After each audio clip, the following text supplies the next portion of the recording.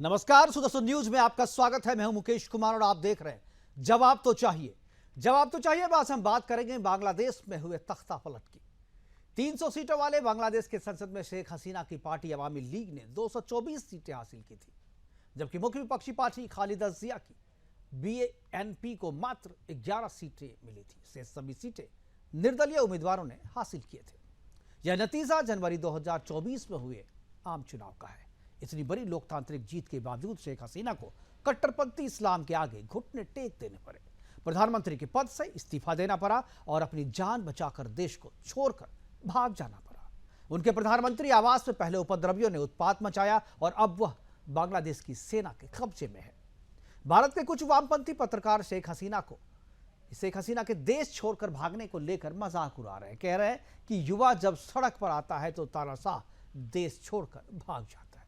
अब उन्हें बता दूं, जिस प्रधानमंत्री को 6 माह पहले करीब 80% जनता ने चुना था, उसे तानाशाह कहना क्या सही है? दरअसल आरक्षण खत्म करने के आंदोलन के पीछे पाकिस्तान की आईएसआई और चीन है, जिसमें कट्टर जमाते इस्लामी को मदद पहुंचाकर सरकार के खिलाफ आंदोलन को खड़ा करवाया और आंदोलनकारी छात्रों की आड़ में अपना राजनीतिक एजेंडा चलाया। जमाते इस्लामी का भारत विरोधी चेहरा किसी से भी छुपा नहीं है। हम सब जानते हैं कि 1971 की लड़ाई में जमात ने भारत और अपने ही बांग्लादेश के खिलाफ पाकिस्तान का समर्थन किया था। बांग्लादेश जल रहा है। चुनी हुई लोकतांत्रिक सरकार का गला घोंटा जा चुका है। सेना ने सत्ता संभाल ली है और अब वो अंतरिम सरकार बनाने की दिशा में बढ़ रहे हैं। अफगानिस्तान और सीरिया की तरह बांग्लादेश भी कट्टर इस्लाम के जबरे में फंस चुका है। बांग्लादेश के वर्तमान हालात भारत के लिए चिंता बढ़ाने वाला है। आज अपने प्रोग्राम में हम चर्चा करेंगे कि बांग्लादेश को लेकर भारत की चिंता क्या है, वो हम चर्चा करेंगे। बांग्लादेश में रह रहे हिंदुओं की भी चर्चा करेंगे और जानने की कोशिश करेंगे कि इस विषम परिस्थिति में बांग्लादेश में रह रहे हिंदुओं की स्थिति क्या है। सेना के कब्जे वाले बांग्लादेश में 13 लाख हिंदू जो है वो कितने सुरक्षित है? क्या भारत सरकार बांग्लादेशी हिंदुओं की सुरक्षा के लिए बांग्लादेश की सैन्य सरकार से बात करेगी? क्या वर्तमान हालात हिंदुस्तान में घुसपैठिए की दृष्टि से गंभीर है? और सबसे अहम यह कि क्या बांग्लादेश में फिर से बहाल हो पाएगा कभी लोकतंत्र? करेंगे चर्चा और चर्चा को आगे बढ़ाने के लिए हमारे साथ कुछ मेहमान होंगे, उनसे आपका परिचय करवाएंगे। लेकिन अभी जो हालात बांग्लादेश में बन रहे हैं, जिस तरह की तस्वीरें हमारे पास आ रही हैं, हम तस्वीरों के जरिए एक बार आपको अपडेट बताएंगे और दिखाने की कोशिश करेंगे कि बांग्लादेश के हालात अभी क्या है। अभी भी आंदोलनकारी जो है सड़कों पर है। सेना ने कहा है कि जरूर हम इस सिचुएशन को जल्द से जल्द जो है वो शांत करा देंगे, लेकिन अभी तक जो जनता है बांग्लादेश की वो अभी भी सड़कों पर है। आगजनी की जा रही है, खासतौर पर हिंदुओं को टारगेट किया जा रहा है, उनके घरों को आग के हवाले किया जा रहा है, थाने में भी आग लगाई जा रही है। तस्वीरों के जरिए एक बार आपको दिखाते हैं बांग्लादेश के हालात। बांग्लादेश की प्रधानमंत्री शेख हसीना जो है वो आ चुकी हैं। हिंडन एयरवेज से वो लैंड कर चुकी हैं और ये बांग्लादेश के ढाका का नज़ारा, एक यूनिवर्सिटी का इलाका है। यहाँ पर जो छात्र जो है वो आंदोलनरत हैं, सरकार के खिलाफ जो है आवाज़ उठाई जा रही है। लेकिन इन छात्रों में कौन असल छात्र हैं या कौन जमाते इस्लामी के कार्यकर्ता, ये पहचान करना बड़ा मुश्किल है, क्योंकि इस पूरे आंदोलन को पहले जो ये छात्र आंदोलन चला था आरक्षण को ख़त्म करने के लिए, ये वो आरक्षण था जो शेख मुजफ्फर रहमान की ये मूर्ति को तोड़ने वाला, ये जो विजुअल आप देख रहे हैं, ये वो लोग हैं जो जमाते इस्लामी के समर्थक हैं। क्योंकि जमाते इस्लाम शुरू से जो है उनकी जो पार्टी है वो शेख मुजफ्फर रहमान के खिलाफ 1971 में भी थे और आज भी था। ये दूसरी विंडो में जो तस्वीर आप देख रहे हैं, ये प्रधानमंत्री आवास की तस्वीर है, जहां पर उपद्रवियों ने कब्जा किया हुआ था। हालांकि कुछ देर के बाद ही यहां पर बांग्लादेश की सेना ने कब्जा खाली करवा लिया और उसे अपने कब्जे में कर लिया। इसके अलावा जो किचन वहां का था, किचन पे भी कब्जा किया, वहां पर लोगों ने उत्पात मचाया। और इस सीन को, इस विजुअल्स को देख करके आपको श्रीलंका के वो विजुअल भी याद आ गए होंगे, जब वहां पर भी जनता इसी तरीके से सड़क पे उतर के प्रधानमंत्री के आवास पर कब्जा कर लिया था और वहां पर भी इसी तरीके का उत्पात मचाया गया था। आपको मैं बता दूं कि 1971 में शेख मुजफ्फर रहमान जब बांग्ला मुक्ति आंदोलन चला रहे थे, तो उस दौरान जब भारत की सेना बांग्लादेश की मदद कर रही थी वहाँ पे, तो जमाते इस्लामी जो है वो बांग्लादेश के खिलाफ और भारत के खिलाफ पाकिस्तान के साथ जाकर के खड़ी हो गई थी। और वही जमाते इस्लाम जो है इस आंदोलन को लीड कर रही है। उनके कट्टरपंथ का जो उनका एजेंडा है, उसी एजेंडे के तहत जो है वो इस आंदोलन को हवा दे रही है। और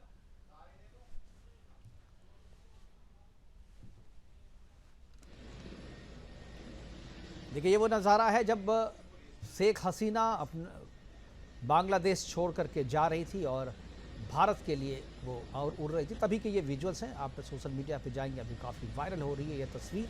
और आपको बता दूं कि यह जो आंदोलन है वो बांग्लादेश मुक्ति आंदोलन जो चला था, उसमें जो लोग शहीद हुए थे उनके परिवारों के लिए, उनके जो रिश्तेदार हैं उनके लिए बांग्लादेश में सरकारी नौकरियों में और शिक्षा में 30% का आरक्षण दिया गया था। काफ़ी पहले से 1971 से ही आरक्षण लागू था और उस आरक्षण के विरोध में वहाँ के छात्र, वहाँ के युवा जो हैं वो सड़कों पे उतरे थे, आरक्षण को ख़त्म करने की मांग कर रहे थे। और जिसको मानते हुए शेख हसीना ने, खासतौर पे इसमें बांग्लादेश सुप्रीम कोर्ट ने भी इसमें हस्तक्षेप किया था और उसके बाद आरक्षण को 25% तक जो है कम कर दिया गया था, यानी 30 से घटा करके 5% आरक्षण कर दिया गया था, जिसमें भी 2 विभाग कर दिया गया था, 2 उपवर्ग किए गए थे, उसमें 3 और 2%। और उसके बाद ये जो मामला था वो पूरी तरीके से शांत हो गया था। लेकिन बाद में जमाते इस्लामी के जो कट्टरपंथी लोग थे उन्होंने इस आंदोलन को फिर से हवा दी और सीधे तौर पर प्रधानमंत्री के खिलाफ उन्होंने आंदोलन छेड़ दिया और सड़कों पे आगजनी और पूरी तरीके से पूरे बांग्लादेश को गृह युद्ध की आग में झोंक दिया, जिसका नतीजा ये हुआ कि आज प्रधानमंत्री को भाग करके भारत में अभी शरण लेनी पड़ी है। हालांकि आगे वो क्या करेंगी अभी तक तय नहीं, लेकिन सूत्र बता रहे हैं कि वो भारत में रहने के बाद जो है वो लंदन की तरफ जो है वो प्रस्थान करेगी। बांग्लादेश में जैसे हालात, भारत में भी क्या होंगे, इसी पर आज रात में 8 बजे हम जागो में भी दिखाएंगे और भी विस्तार से इस पर चर्चा होगी। और फिलहाल ये जो तस्वीर है, इसके बाद बांग्लादेश की जो प्रधानमंत्री हैं वो इस्तीफा देने के बाद भारत पहुंच चुकी हैं यहाँ पे। और जो सेना के प्रमुख हैं, उन सेना प्रमुख ने अपने पूरे बांग्लादेश पे कब्जा कर लिया है और वो अंतरिम सरकार बनाने की दिशा में वो काम कर रहे हैं। राष्ट्रपति से भी उनके मुलाकात हुई है, लेकिन ऐसा लग रहा है कि राष्ट्रपति शासन नहीं बल्कि वहां पर सेना का शासन होगा। तख्ता पलट क्या कर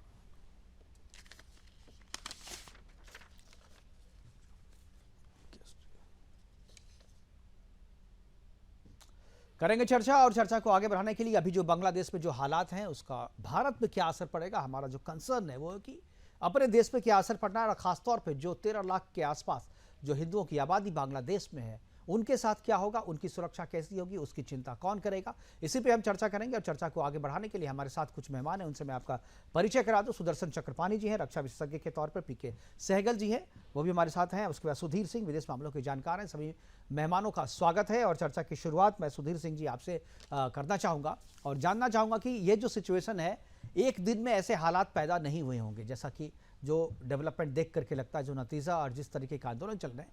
क्या आपको लगता है कि ये एक राजनीतिक साजिश थी वहाँ पे और साजिश के तहत ऐसा हुआ और धीरे धीरे जो साजिश वहाँ पर चल रही थी, शेख हसीना को इसका अंदाजा नहीं हो पाया? सुधीर जी। जी देखिए, दरअसल बांग्लादेश में एक प्रॉब्लम बहुत दिन से धीरे धीरे ऊपर आ रहा था। जी। क्योंकि शेख हसीना लगभग दूसरे टर्म मतलब 9-10 साल से शासन में थी। जी। शेख हसीना वाजिद के शासन में रहने से जिया की जो बीएनपी थी, बांग्लादेश नेशनलिस्ट पार्टी, वो जमाते इस्लामी का पुराना साझीदार, तो बिल्कुल। शासन में रहे हैं साथ साथ। फिर पाकिस्तान और चीन का भी एंगल है, तो ये सब मिलके उनके खिलाफ रहना, ये देखिए रिजर्वेशन तो कितने साल से चला आ रहा था, उसको एक इशू बनाया गया, यूथ को मोबिलाइज किया गया। और निश्चित तौर पर ये भारत के लिए बड़े अहम चिंता की बात है, क्योंकि अब भारत के 3 आसपास के देशों में मिलिट्री का दबदबा हो गया, पाकिस्तान में, म्यांमार में, बांग्लादेश में। बांग्लादेश साउथ एशिया में भारत का सबसे बड़ा आर्थिक सहयोगी भी है, आपके संज्ञान बिल्कुल। में हो। $10 बिलियन से ज्यादा ट्रेड है हमारा बांग्लादेश के बिल्कुल। साथ। और सबसे बड़ी बात है कि बांग्लादेश विकास के एक अच्छे रास्ते पर चल रहा है। विकास का बांग्लादेश का जो एक्सपोर्ट है वो काफी है, और उनके रिजर्व में भी $15 बिलियन के पास था, बिल्कुल। जो कि काफी बड़ा रकम माना जा सकता है उनके कंटेक्स्ट में। इन सब के बावजूद ये हुआ, निश्चित तौर पर इसमें काफी भारत विरोधी जो ग्रुप हैं वो शामिल हैं। हमारी चिंता सुरक्षा की है, हमारी चिंता वहां पनपने वाले अब आतंकवाद की है, और हमारी चिंता वहां रहने वाले हिंदुओं की भी है।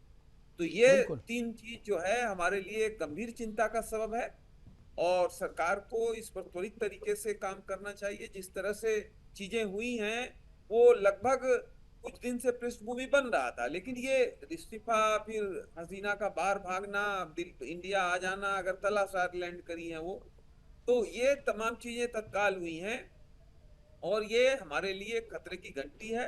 हमारी सुरक्षा जो नॉर्थ ईस्ट की है उस पर भी एक खतरा पैदा होगा। बिल्कुल और इस्लामिक आतंकवाद और चीन प्रायोजित आतंकवाद भी नॉर्थ ईस्ट में और पूरे भारत में उस तरफ से मजबूत होगा। अब तो उसका भी पर काटने के लिए हमको कमर कस लेने की जरूरत है। बिल्कुल बिल्कुल। मेजर जनरल पी के सहगल साहब हमारे साथ हैं। सहगल जी, स्वागत है आपका। और सिचुएशन पे आप लोग नज़र बनाए हुए होंगे, काफ़ी दिन से ही ये चल रहा है। अभी के जो हालात हैं, क्या आपको लगता है कि भारत, चूंकि हमें अपने देश से मतलब है, हमें अपने लोगों से मतलब है जो बांग्लादेश के भीतर में फंसे हुए हैं, क्या आपको लगता है ये जो सिचुएशन, ये जो पॉलिटिकल चेंज हुआ, ये जो तख्ता पलट हुआ है, क्या ये लंबे समय तक रहेगा? क्या बांग्लादेश में फिर से लोकतांत्रिक सरकार की बहाली जो है अब मुश्किल हो जाएगी? क्योंकि जिस मजबूती के साथ शेख हसीना ने वहाँ पर चुनाव जनवरी में 6 माह पहले जीता था, उसके बाद वहाँ तख्ता पलट हो जाना, किस तरीके से पूरे सिचुएशन को आप देखते हैं?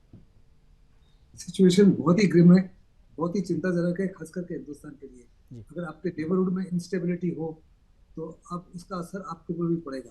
बांग्लादेश हमारा सबसे बढ़िया मित्र था। 15 साल के अंदर जो हमारी वल्नरेबिलिटी थी चिकन नेक एरिया के, वल्नरेबिलिटीज खत्म हो चुकी थी, क्योंकि बिल्कुल हमारे पास अल्टरनेटिव कनेक्टिविटी मिल गई थी हमको बांग्लादेश के माध्यम से, रेल और रोड के माध्यम से, जो बहुत बड़ी सुविधा थी हिंदुस्तान के लिए। इसमें बहुत बड़े पैमाने पर पाकिस्तान की, चाइना की और अमेरिका की साजिश रही है। और वो तमाम कट्टरपंथी जो नहीं चाहते थे कि हिंदुस्तान और बांग्लादेश के रिलेशन इम्प्रूव होते रहे, आफ्टर ऑल सक्सेसफुल हो चुके हैं। ये एक किस्म से बहुत बड़ा स्ट्रेटेजिक फेलियर है बांग्लादेश की सरकार का और हिंदुस्तान का भी, क्योंकि हिंदुस्तान का सरकार भी बड़ी कड़ी नजर रखती है इन तमाम एक्टिविटीज के ऊपर। बिल्कुल ऑब्वियसली ये भी नहीं जान सके और पहचान सके कि ये जो युवाओं का प्रदर्शन हो रहा है जी किस हद तक जा सकेगा और वो किस हद तक पलटा ले सकेगा।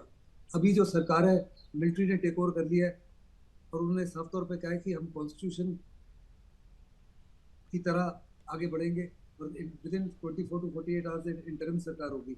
इस माफी का सत्ता पलट बिल्कुल बांग्लादेश में पहले भी हुआ है, लेकिन जहां जहां मिलिट्री जाती है वो कह तो देती है कि अगले 3 महीने या 6 महीने के अंदर इलेक्शन कराएंगे, लेकिन अक्सर वो इलेक्शन नहीं कराते। तो ये बिल्कुल अगर डेमोक्रेसी फेल हो जाती है वहां पर और ऑटोक्रेसी आ जाती है, मिलिट्री रूल आ जाता है, तो हिंदुस्तान के लिए चिंता बहुत बड़ी बढ़ जाएगी। हमारा बहुत जबरदस्त, बहुत बड़ा बॉर्डर है, बहुत सारी स्टेट्स हैं जिनका कंटिन्यूस बॉर्डर्स है।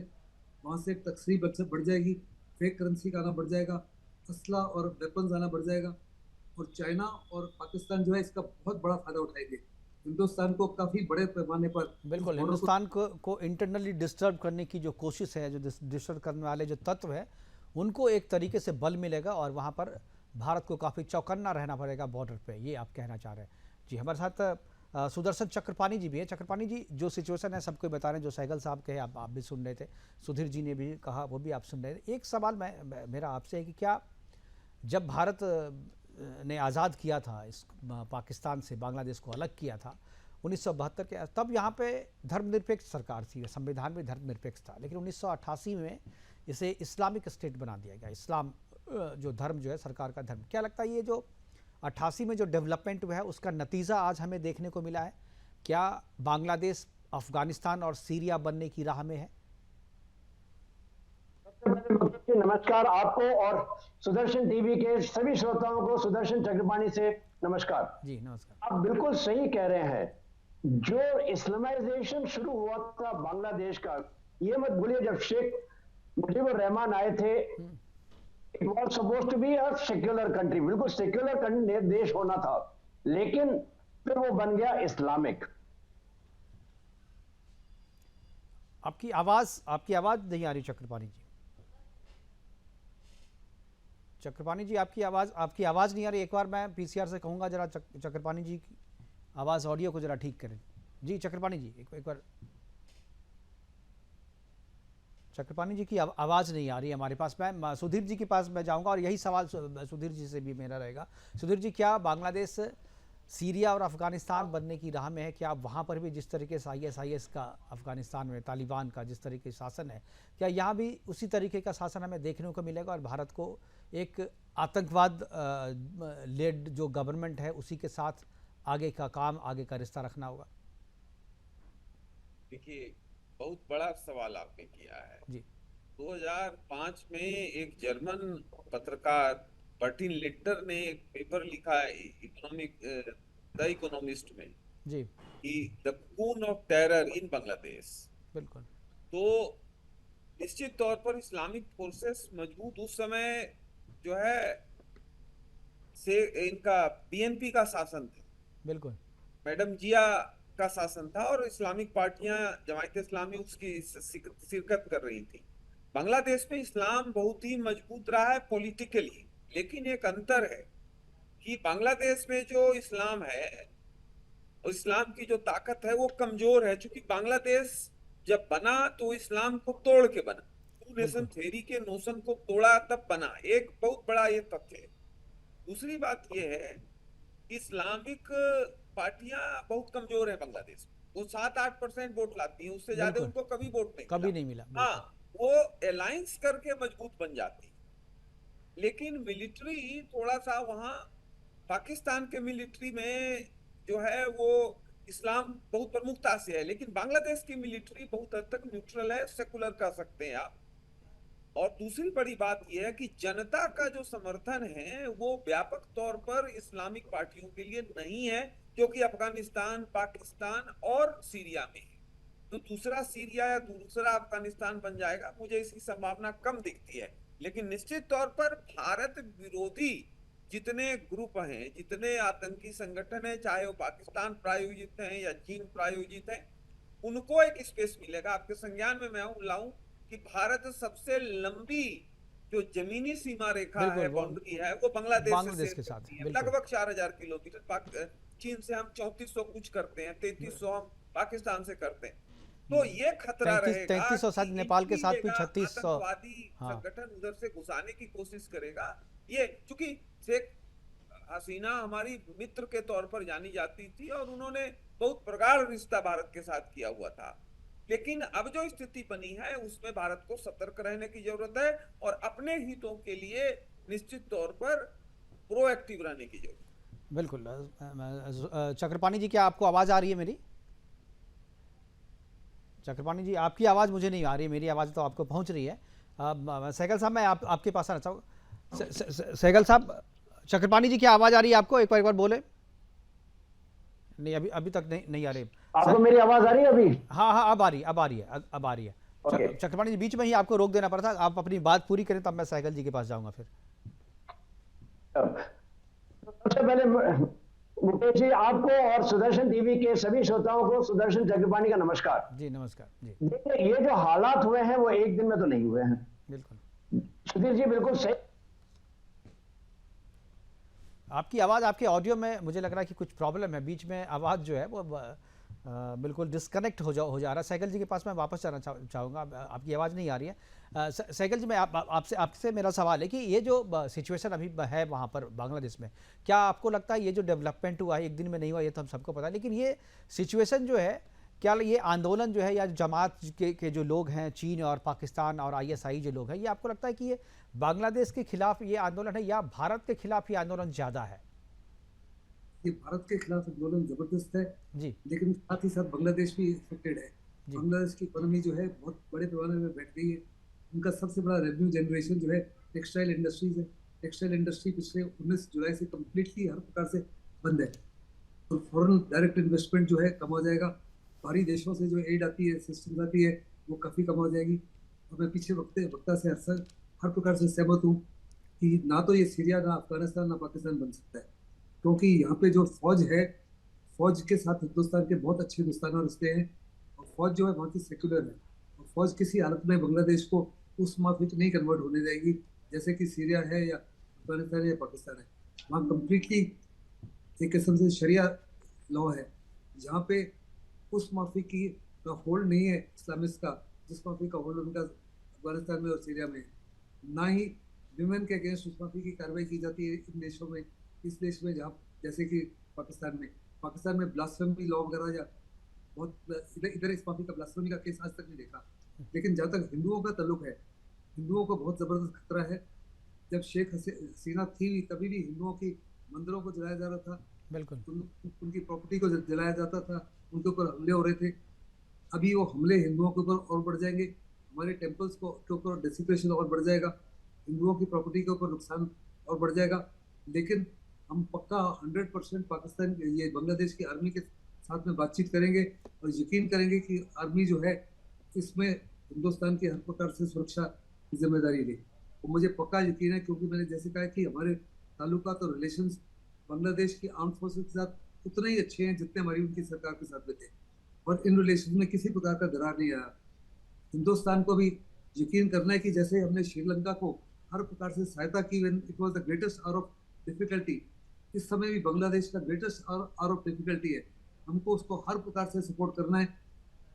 हमारे कंटिग्यूअस बॉर्डर्स है, हमारी काबिलियत जो है चाइना से और पाकिस्तान से बहुत ज़्यादा है, उनके कंटिग्यूअस बॉर्डर्स नहीं है, और हमने खुले दिल से करना है। साथ ही साथ अगर बांग्लादेश के प्राइम मिनिस्टर शेख हसीना हिंदुस्तान में रहती है तो हमने उनको दलाई लामा जी के तरह ऑनरेबल गेस्ट की तरह रखना है, हर प्रकार की उनको सहूलत देनी है। लेकिन साफ तौर पे हिंदुस्तान की सरकार को कहना है कि यहाँ से पॉलिटिकल जो है, अगर वो बातचीत करना चाहते हैं या पोलिटिसाइजेशन करना चाहते हैं तो वो हिंदुस्तान से मत करें, क्योंकि उसका असर जो है एज ऑफ टुडे बिल्कुल वहाँ का हम जो है एक्सेप्ट नहीं करेगा। वो कहेगा हिंदुस्तान दखल अंदाजी कर रहा है और वो उसको बर्दाश्त नहीं करेगा। तो हमने मौका नहीं देना किसी भी हालत में इस माफी की पॉलिटिकल एक्टिविटी जो एंटी बांग्लादेश समझी जाए बाय द अवाम देयर। बिल्कुल। सुधीर जी और सैगल जी, मैं आप दोनों से एक सवाल और मैं पूछ रहा हूँ जो कि मेरे लिए काफ़ी मैं पजल्ड हूँ इस मामले को लेकर कि इतनी मजबूत सरकार 300 में 224 सीटें जो सरकार जीत करके आती है, 6 माह पहले की बात है, केवल जनवरी में चुनाव हुए थे वहाँ पे लोग, और वैसी सरकार का सत्ता पलट हो जाना वहाँ पे, क्या आपको लगता है कि इस्लाम के कारण ये हुआ, कट्टरपंथी इस्लाम के कारण ऐसा हुआ है? और बांग्लादेश की सिचुएशन को अगर आप देखें और भारत के सिचुएशन से अगर आप इसकी तुलना करें तो आप लगे कमोबेश जो है इसी तरीके के कट्टरवाद जो है वो भारत में भी पनप रहा है। क्या आपको लगता है कि जो चीज़, जो हालात आज बांग्लादेश में है, कल जो है वो हमारे साथ, हमारे हिंदुस्तान में भी हो सकता है?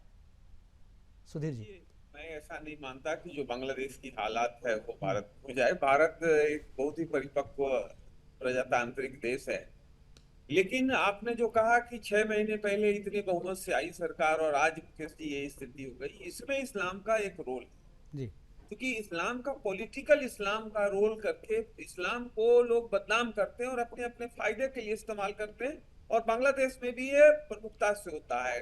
दूसरी बात यह है जो बहुत खास है कि बांग्लादेश में डेमोक्रेसी कोई मजबूत नहीं रही है, उसका जो जड़ है वो खोखला रहा। मिलिट्री शासन बहुत लंबे कालखंड तक रहा। अब जो है शेख मुजीबुर रहमान फाउंडर हैं महात्मा गांधी जैसे हमारे देश में, वैसे वहां के वो महात्मा गांधी, और देखिए कि उनके सर पर हथौड़ा चल रहा। बिल्कुल। तो ये एक बड़ी चीज है जो कि समझने की है कि ऐसा क्यों होता है। इसलिए होता है कि जो इस्लामिक पार्टियां हैं वो बड़े जादूगर हैं, और आप इस कंटेक्स्ट में समझें कि ये जो इस्लामिक पार्टियां हैं 1971 में जब जनरल साहब लोग बैठे, जब पाकिस्तान की आर्मी बांग्लादेशी लोगों को काट रही थी, 30 लाख लोगों को काटा, गोली मारा, रेप हुआ 30-40 लाख महिलाओं का, तो वो जो इस्लामिक जमात इस्लामी के लोग हैं वो पाकिस्तान की आर्मी को मदद कर रहे थे। बिल्कुल। ये बहुत नाजुक बात मैं बता रहा हूं, लेकिन वही लोग आज जो है बांग्लादेश में डेमोक्रेसी के लिए रोड पर हैं। इनका काम हिंसा करना है, हिंसा करके वातावरण को खराब करना है। लेकिन मुझे लगता है मुकेश जी कि बांग्लादेश की जनता जो है वो कहीं न कहीं धार्मिक अंधवाद में विश्वास नहीं करती है, जो लार्जर जनता है। तो थोड़ा स्टेबलाइज होने में समय लगेगा। मिलिट्री को अब अपना पत्ता खेलना है। मिलिट्री शायद जल्दी शासन किसी को देगी नहीं, अपने मुताबिक किसी इंटरिम गवर्नमेंट को बना करके और शासन करेगी। भारत को चाहिए कि जो भी शासन अभी व्यवस्था में आए मिलिट्री से, दोनों से एक अच्छा रिश्ता रखे और अपने हितों की सुरक्षा करे। मुझे लगता है कि यही इस समय एक अच्छी पॉलिसी हो।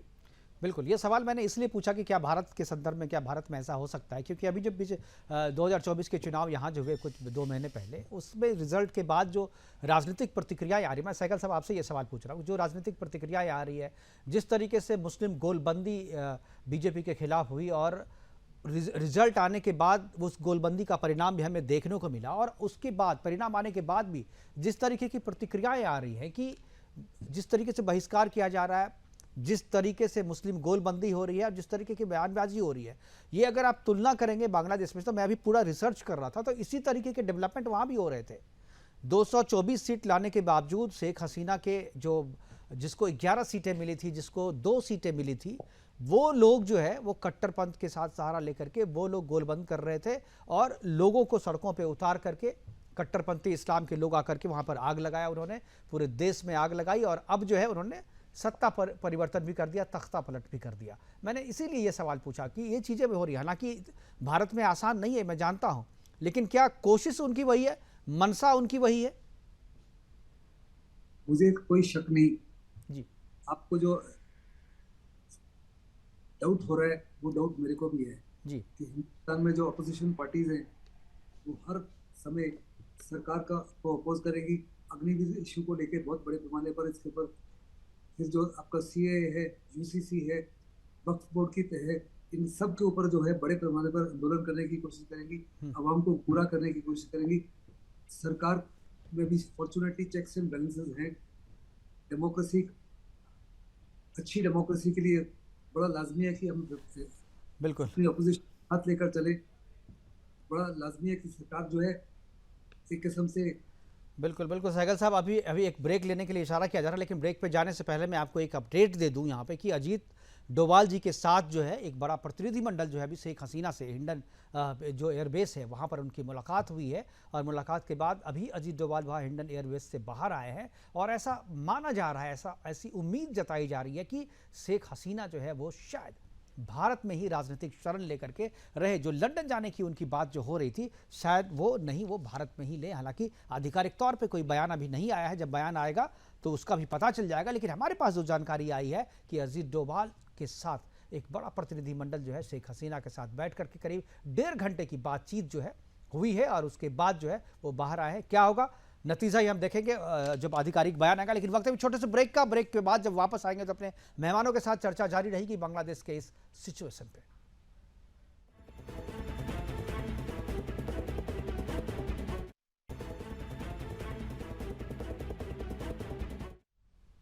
ब्रेक के बाद आपका स्वागत है। हम चर्चा कर रहे हैं कि बांग्लादेश को कट्टर इस्लाम से कैसे बचाया जाए और इसको बचाने की ज़रूरत भारत के लिए भी बहुत ही ज़रूरी है। अब वापस आएंगे चक्रपाणी जी के पास। चक्रपाणी जी, अगर आपको आवाज़ मिल रही है तो मैं अभी जो एक अपडेट हमारे पास आया था कि हिंडन एयरबेस पे जो अजीत डोभाल जी हैं उनके साथ जो है एक बड़ा प्रतिनिधिमंडल जो करीब 1.5 घंटे की बातचीत जो है वो हुई है शेख हसीना से और ऐसा लग रहा है कि शायद वो भारत में ही शरण लें और लंदन जाने की जो बात कही जा रही थी वो उस बात में शायद कोई दम नहीं हो।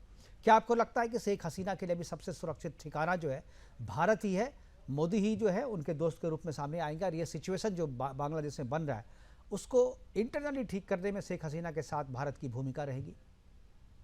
मुकेश जी, सबसे पहले आपको नमस्कार और इस बार आशा करता हूं कि आवाज मेरी चलती रहेगी। जी जी राइट। देखिए, ऐसा है, जो स्थिति बांग्लादेश में हुई है वो एक दिन में तो नहीं हुई। आपने बिल्कुल सही कहा। 6 महीने पहले अगर जो अब व्यक्ति प्रधानमंत्री बन के इलेक्ट हुआ है वर्चुअली 70% प्लस वोट के साथ, वो इतनी जल्दी तो नहीं जा सकता। तो वेरी ऑब्वियसली बिल्कुल साफ दिखाई देता है ये साइनो वहाबी जो है जमावड़ा टेरर का, ये यहाँ पे इसने अपनी पकड़ बनाई है। ये मत भूलिए यही स्थिति हमारे लिए वेस्ट बंगाल में है, कुछ हद तक केरला में भी हो रही है और हमें इससे जरा बच के रहना हमारे लिए अनिवार्य है। जहां तक बांग्लादेश का सवाल है, देखिए हमारे पास एक तरह से अगर आप कहें तो बांग्लादेश हमारे नेबरहुड में, हमारे पड़ोसियों में हमारा बेस्ट फ्रेंड था और उसमें शेख हसीना का रोल जो था बहुत महत्वपूर्ण था। अब वो नहीं रही। दूसरी बात, बांग्लादेश के अंदर इंडिया आउट कैंपेन शुरू हो चुका था। ये आज से नहीं, कई सालों से शुरू हो गया था, जिसके ऊपर शेख हसीना ने एक तरह से दबाव मेंटेन किया था, लेकिन अब वो दबाव निकल गया।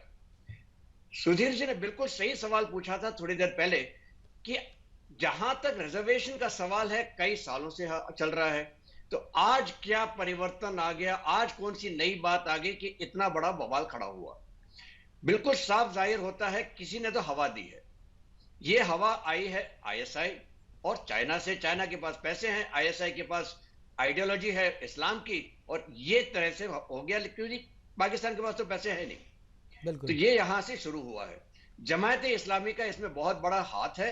और ये भी मत भूलिए, जमायत इस्लामी के केडर हमारे पास कम से कम बंगाल, आसाम, इस एरिया में काफी हद तक हैं बिल्कुल। और काफी हद तक सक्रिय भी है। तीसरी बात, हमारे लिए ये बिल्कुल साफ है कि इंडिया का, भारत का जो वहां पे इंप्रेशन है बांग्लादेश में, वो आज की तारीख में जरा खराब चल रहा है। इसी वजह से कई लोग चाहते हैं और उनको लगता है कि शेख हसीना बांग्लादेश की बहुत सी चीजें हिंदुस्तान को दे रही हैं, जबकि अपने लिए कुछ नहीं ले रही है। For example, Teesta water dispute हम सॉल्व कर रहे थे। बिल्कुल। तीस्ता का जो जो ये डेवलपमेंट होना था, चीन को देने की जगह उन्होंने हिंदुस्तान को दे दिया था। जो हमको ट्रांजिट राइट्स मिले थे कि हमारी ट्रेन, हमारे ट्रक्स नॉर्थ ईस्ट में चले जाएंगे बांग्लादेश के थ्रू, इसके भी खिलाफ वहां की जो लोकल पॉपुलेशन है उसको भड़काया गया था कि भाई हमको क्या मिला। ये सब भूल जाते हैं कि ये सारी चीजें बांग्लादेश को फ्री में मिली हैं। और बिल्कुल। अगर गाड़ी जा रही है, रेलवे ट्रैक है, तो उस पे तो बांग्लादेश की गाड़ियां भी चलेंगी। ये तो है नहीं कि सिर्फ भारत की चल रही हैं। बिल्कुल। देयरफॉर ये एक तरह से डिसइंफॉर्मेशन कैंपेन चल रहा था। इस्लामाइजेशन से तो बहुत ज्यादा डेंजर है पूरे विश्व को, ना ही सिर्फ हिंदुस्तान को। बिल्कुल। आप देख लीजिए ब्रिटेन में क्या हो रहा है, आप देख लीजिए जब फ्रांस में क्या हो रहा है, या फिर जर्मनी में क्या हो रहा है। सब जगह इस्लाम के खिलाफ, खास करके पॉलिटिकल इस्लाम के खिलाफ, है ना, काफी स्ट्रॉन्ग फीलिंग्स हैं सब जगह। बिल्कुल। हमको भी इससे बच के रहना है। हमारे ऊपर क्या इमीडिएट असर पड़ेगा, एक तो साफ दिखाई देता है कि जो हमारे प्रोजेक्ट्स हैं, बड़े बड़े प्रोजेक्ट्स, उनके ऊपर थोड़ी बहुत रुकावट तो आएगी। दूसरा, हमारे पास रेफ्यूजीज आएंगे, शायद काफी तादाद में। हमारे पास वैसे ही बॉर्डर एरियाज में डेमोग्राफिक चेंजेस हैं और वो बिल्कुल। असलियत हैं, हकीकत बन गए हैं। कल इनके हालात जो है और भी खराब होंगे। वहां बांग्लादेश में जो हिंदू हैं और हमारे बाकी जो हिंदुस्तानी नागरिक हैं, इनके साथ मेरे विचार से तो काफी कुछ होने वाला है या होगा, जिसके लिए भारत को अब प्लान जरूर बनाना पड़ेगा कि कम से कम अपने नागरिक को हम वापस ला सकें सुरक्षित। जैसे हमने यमन से किया, जैसे हमने यूक्रेन से किया। ये भी वॉर टोन एरियाज थे जहां पे लड़ाइयां चल रही थी, बिल्कुल। उसके बावजूद हम ले आए। बांग्लादेश सेना के साथ फिलहाल तो अच्छे रिश्ते हैं। हमारे कई ऑफिसर वहां जाते हैं ट्रेनिंग के लिए, वो भी यहाँ आते हैं, तो रिश्ते तो अच्छे हैं। और इन्हीं की वजह से शायद हम इन सबको अच्छे से वापस बुला सकते हैं। बिल्कुल। हाँ, एक कुछ हद तक थोड़ा बहुत डाउन टर्न होगा, लेकिन एक चीज का हमें विशेष ध्यान रखना पड़ेगा। अगर हम शेख हसीना को अपने पास रखते हैं, इसका जो नतीजा होगा बांग्लादेश के अंदर, उसको भी मैनेज करना पड़ेगा। बिल्कुल। बिल्कुल। लेकिन एक चीज़ है ना, शेख हसीना को यहाँ रखें क्योंकि जो मेजोरिटी ऑफ बांग्लादेशीज़ है वो तो शेख हसीना को सपोर्ट करते हैं, क्योंकि अभी 6 महीने पहले वो चुनाव जीत करके आई है। तो यहाँ रखने से किस तरीके से, मैं साइकिल साहब से ये सवाल पूछूंगा। साइकिल साहब, क्या आपको लगता है कि जो बात सुदर्शन चक्रपाणी जी कह रहे हैं वो चीज़ सही है, वो आशंका सही है उनकी? देखो, मैं उनसे काफी हद तक सहमत हूँ। जी। मैं साफ तौर पे कह रहा हूँ कि शेख हसीना को यहाँ रख सकते हैं एज एन ऑनरेबल गेस्ट, लेकिन उनको पॉलिटिकल एक्टिविटी अगर करेंगे तो बांग्लादेश विल मिसअंडरस्टैंड इट। तो कहेंगे हम शेख हसीना के माध्यम से बांग्लादेश में हस्तक्षेप कर रहे हैं, they will not accept that and they will not tolerate that. हमने अगर देखो, आपने दलाई लामा जी को रखा हुआ है 1959 से, बिल्कुल। उनको एक ऑनरेबल गेस्ट के तौर पे रखा हुआ है, लेकिन उनको पॉलिटिकल एक्टिविटी के लिए बिल्कुल। ये अंतर्राष्ट्रीय संबंधों में जो है वो खिंचाव, तनाव ना आए, इसके लिए जो है उनके पॉलिटिकल एक्टिविटीज़ को जो है बैन करके आप यहाँ अगर रखना चाहते हैं तो आप रख सकते हैं। लेकिन आपको लगता है कि शेख हसीना जो है अब रिटायरमेंट ले लेगी, केवल अपने भारत में रहने के लिए, पॉलिटिकली एक्टिव नहीं होगी, बांग्लादेश की राजनीति में हस्तक्षेप नहीं करेंगी? देखो, उसका इरादा तो होगा कि पॉलिटिकल एक्टिविटी में इन्वॉल्व हो। अगर आपको याद होगा, नवाज शरीफ लंदन गए थे, लंदन से वो पॉलिटिकल एक्टिविटी को जारी रखा था। बिल्कुल। इसीलिए उन्होंने लंदन का सोचा हुआ है। लेकिन अजीत डोभाल के साथ उनके साथ क्या बातचीत हुई, हिंदुस्तान के सरकार से उनकी मदद करेगा, ये मैं नहीं जानता। तो कोई ऑफिशियल स्टेटमेंट अभी तक गवर्नमेंट ऑफ इंडिया से नहीं आई, गवर्नमेंट ऑफ अमेरिका से नहीं आई, चाइना से नहीं आई, पाकिस्तान से नहीं आई। सो बाकी देशों का क्या रुख है, क्या रवैया है, बहुत लाजमी है इसके बारे में जानना। लेकिन हिंदुस्तान जो है सबसे ज़्यादा अफेक्टेड है और हमको हर प्रकार से चुकन्ना रहना पड़ेगा। खास करके दो इस्लामिस्ट फोर्सेस जो हैं जिनका जिक्र कर रहे थे चक्रवर्ती जी, एब्सोल्युटली प्रिडोमिनेंट है। कई कई जगह पे नॉर्थ ईस्ट में और केरला केरला वगैरह में और कई और जगह पर। और हमको हर समय केयरफुल रहना पड़ेगा कि उनकी एक्टिविटीज के ऊपर बड़ी कड़ी नजर रखी जाए। उनको बड़ा डेमोग्राफिक चेंज जो है बहुत बड़े पैमाने पर हो चुका है नॉर्थ ईस्ट में। बहुत सारी स्टेट्स में फ्यूचर चीफ मिनिस्टर जो होंगे हमेशा हमेशा ही बांग्लादेशी होंगे और मुस्लिम होंगे। हिंदुस्तान की हिंदुओं की पॉपुलेशन वहाँ कम हो रही है। बहुत बड़े पैमाने पर तस्करी बढ़ सकती है। बहुत बड़े पैमाने पर फेक करेंसी आना शुरू हो जाएगी। बहुत बड़े पैमाने पर आतंकवाद आने शुरू हो जाएंगे। We have to be very बिल्कुल बिल्कुल केयरफुल। केयरफुल रहना पड़ेगा। और एक तरीके से मैं सुधीर जी आपसे ये सवाल है, अब आपको लगता है कि भारत की अगर ज्योग्राफिकली देखें आप तो दक्षिण में श्रीलंका में भी इस तरीके की, श्रीलंका में भी चीन की घुसपैठ बहुत ज़्यादा है।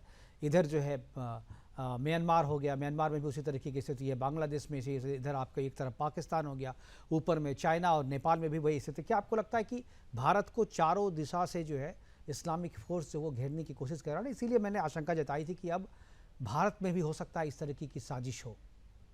देखिए, भारत में के आसपास आपने सही काम किया जी कि चारों तरफ समस्या है, लेकिन समस्या का नेचर अलग अलग है। म्यांमार में कोई इस्लामिक फोर्स नहीं है, वहां तो बुद्धिस्ट है।